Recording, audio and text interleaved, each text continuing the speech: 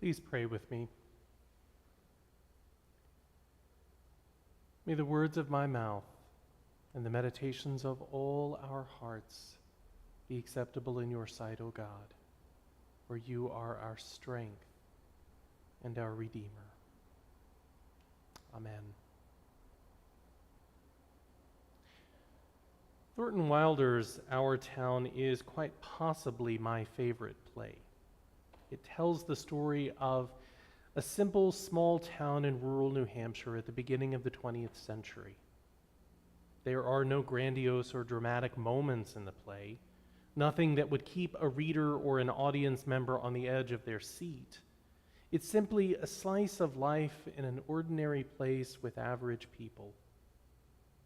The only thing that sets the play apart is that while the station manager, who functions as the narrator, makes every attempt to remind the audience of the sheer mundaneness of the story and the people in it, the whole play is really written to challenge the idea that there is such a thing as ordinary. Emily, the central character who dies in childbirth in the play, tries to relive just a moment of her life, but finds that even the most obscure of days is just too painful to relive. For each and every moment is filled with a holiness that few of us ever realize when we're living it. One of the most powerful scenes of the play toward the end, the station manager is walking among the graves in the town cemetery, reflecting on the meaning of life and death and the relationship between them. An awful lot of sorrow has been quieted up here, he says as he looks up at the audience. We all know that something is eternal, and it ain't houses, and it ain't earth, and it ain't even the stars. Everybody knows that something has to do with human beings. They're waiting for something that they feel is coming, something important and great. Aren't they waiting for the eternal part of them to come out in the clear? After the heartache, the anger, the fear, and the confusion that many of us have known over the last few years, perhaps we can relate to those moving words. We have seen injustice seem to triumph. Chaos appear to take a firm hold. And the ever-present realities of racism and violence and selfishness seemingly accepted as the norm of life in our society. With the acquittal of Kyle Rittenhouse for the murder of 2 people and the permanent crippling of another, the pent-up emotions in many of us threaten to pour out in rage and disgust. Will we always be held captive to the destructive forces of racism and violence? Something within us is tired.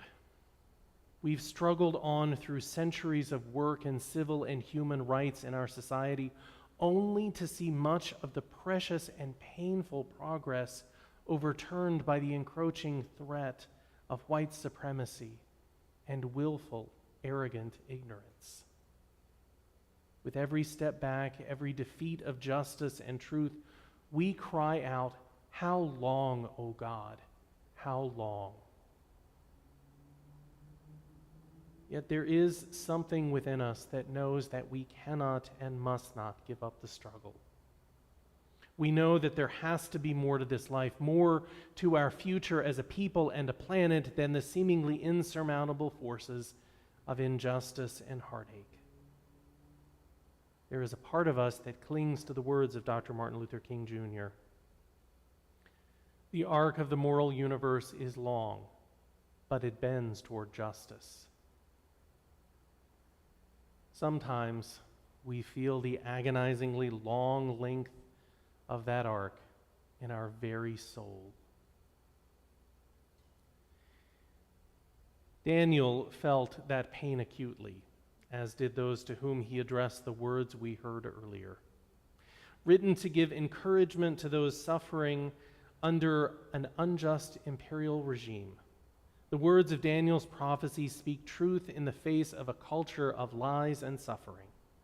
No matter how bad things may seem, the prophet urges the people of God to persevere. As long as there are those who dare to speak truth, who have the courage to do what is right, then evil will never triumph. The writer sees a vision of the future, one marked by the overturning of the thrones of this world and the coronation of the ancient and everlasting one, God's anointed ruler who will govern with truth and justice and compassion. Regardless of the powers wielded by the rulers of this world, there is one who is more powerful than all of them combined, and that one has destined the defeat and transformation of every unjust power. The lectionary editors pair this text with the encounter between Jesus and Pilate in the Passion narrative of John's Gospel. At first, it seems an odd choice. But these verses reveal the confrontation between the reign of God embodied in Jesus and the rule of oppression embodied in Pilate. On first reading, it would seem that Pilate, as the imperial official, holds ultimate power. Yet when accusing Jesus of insurrection against the authority of Rome, Pilate is met with Jesus' definitive response: "My realm is not of this world. If it were, my followers would have taken up arms to defend me, but my reign is not of this place." It's a courageous denial of Rome's power and a powerful statement of the eternal and everlasting nature of God's dominion. The empire endures through the use of the threat and use of force. Yet Jesus utterly and completely rejects the use of violence as a means of achieving the will of God. There is an alternative to the empire, one that is rooted in justice and peace. Pilate hears Jesus' response and ignores the differentiation from and condemnation of Rome. Instead, he seizes upon Jesus' seeming admission of claiming to be a monarch. "So you are a ruler," he says. And Jesus counters, "You've labeled me a ruler. My purpose is to speak and embody truth. All who recognize truth recognize that I speak truth." Of course, then we have Pilate's snide response, clipped from our lectionary reading. What is truth?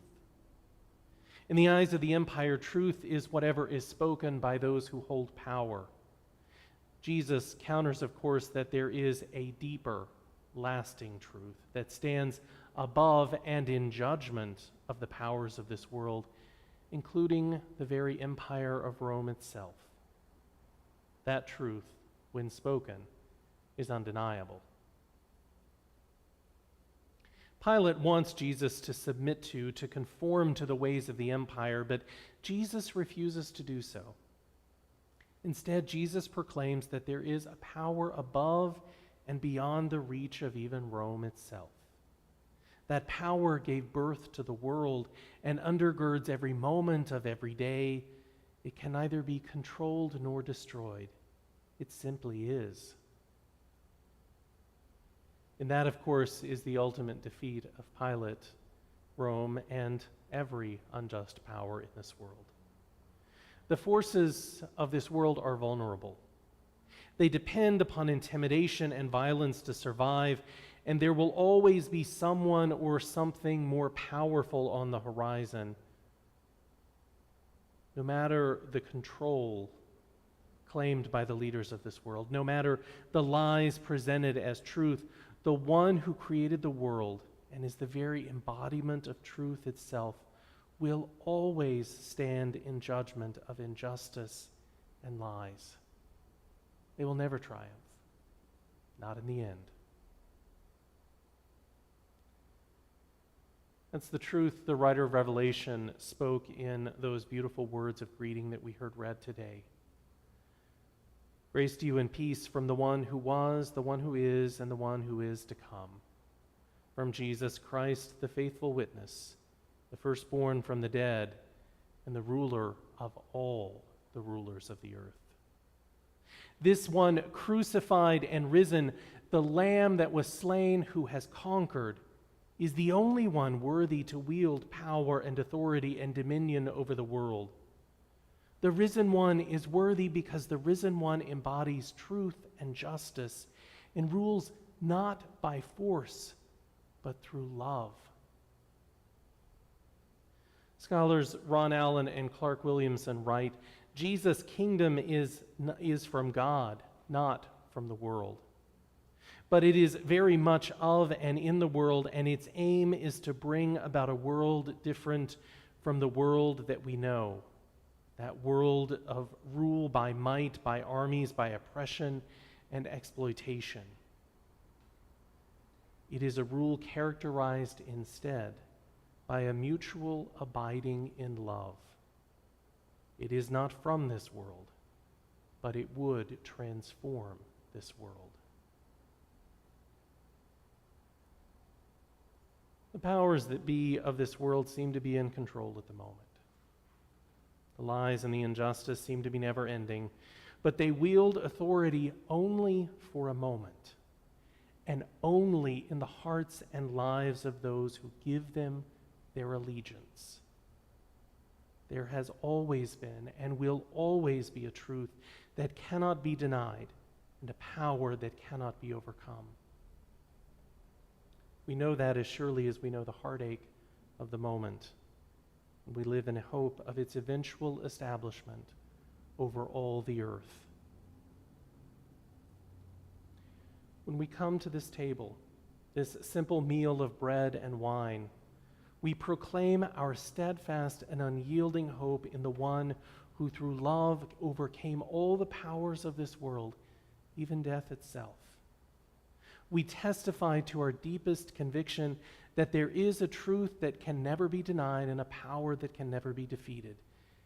That power is love itself, embodied in Jesus.